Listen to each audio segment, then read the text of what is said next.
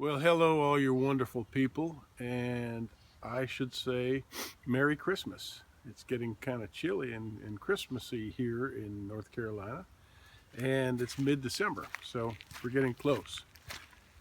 So I thought that I might tell a Christmas story if you would indulge me and care to listen, and I'll try not to ramble on too much. But yeah, it's going back some years, decades, to when I was let's see, I was about I think 9, going on 9 or 9 years old, and we were we lived in. It was getting rough. My father had left a year or so prior, a couple of years prior, and we had lost the house. I think my mother sold the house for hundreds of dollars or something ridiculous in Abita Springs, and she was destitute.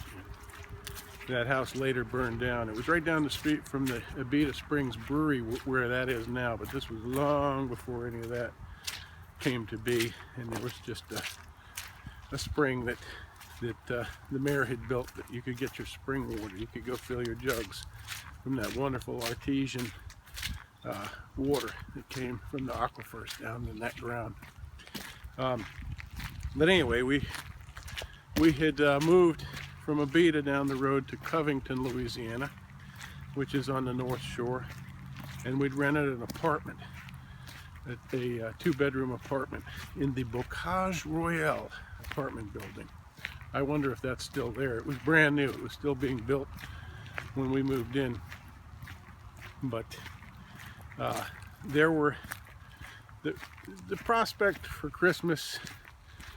You know, we had family for that, and you know, it was bleak personally, but that's the wonderful thing about family is we had grandmothers and grandfathers and things like that back then. And we would go and spend time during the holidays with my grandmother Gertrude in the French Quarter across the lake in New Orleans. And so it was a wonderful time regardless of the things, you know. And that's not what, you know, physical possessions and things and gifts, that's not really what Christmas is about, but it is part of the spirit of giving. And so here you are. So I remember you know, just living in that little apartment with Mama, and not much going on, not much available to us. Mom was scraping together a living with whatever menial job she could find and raising her 3 boys. Well, we came home one day, the 4 of us, my 2 older brothers and myself. My brothers were maybe 13 and going on 14, and we all went walking into the apartment. And when we opened the door of this little apartment,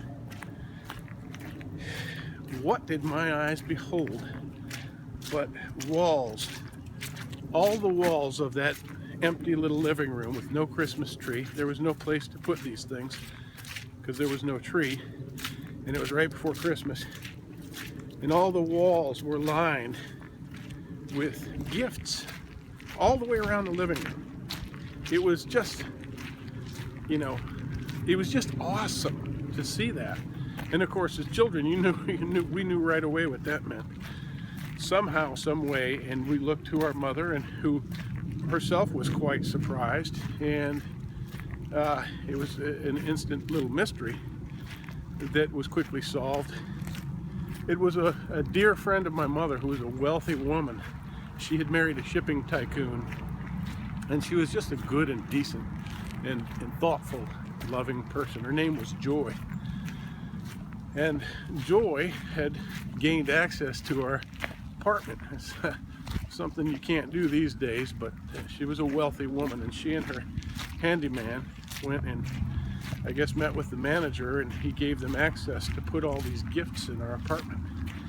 And it's the opposite of robbery, isn't it? They gifted us. I've been robbed many times in my life. I've had apartments robbed, and I've had cars stolen and motorcycles stolen, but I've never been gifted like that before or since in that manner.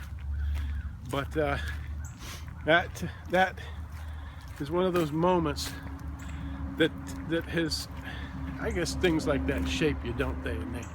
And they change your life, and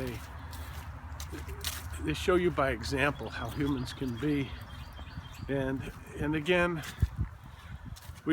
most people understand that things like Christmas and whatever holiday you celebrate are not about things that we give and receive, but the spirit in which they are given and received. And that's what Christmas has always meant to me since. Is just a wonderful time of year when we can demonstrate love and compassion. So, what are you doing for Christmas? It's sad that that was back in the days, 1971. Back then, people helped each other. People were the charities. And yes, we still have wonderful charities. My wife and I have a few favorites that we work with, but somehow the government has mingled in this, and it's become the bully and taken over that role that people used to have, where we just helped each other, and we lifted each other, and we loved each other, and nurtured and educated each other. We were the village, but now we're the people with the government handouts. Anyway, I digress, but I'd like to hear your Christmas stories. I like to read the comments as much as I can, and I'm sure some of you have some wonderful stories to share, and hopefully I'll be seeing some of those. And just remember this season to inspire people if you can, and just be happy in any way that you can. And I wish you all a warm and wonderful season. If you're alone, get out there. Just go out there. Just go do something, and go be out in the park or the mall or anything you can, and find ways to create and share joy in any way you can. And on behalf of my whole family, I wish you all the merriest of Christmases. Lots of love and light and warmth to you, and all the best. Thank you so much for watching, everyone. Take care.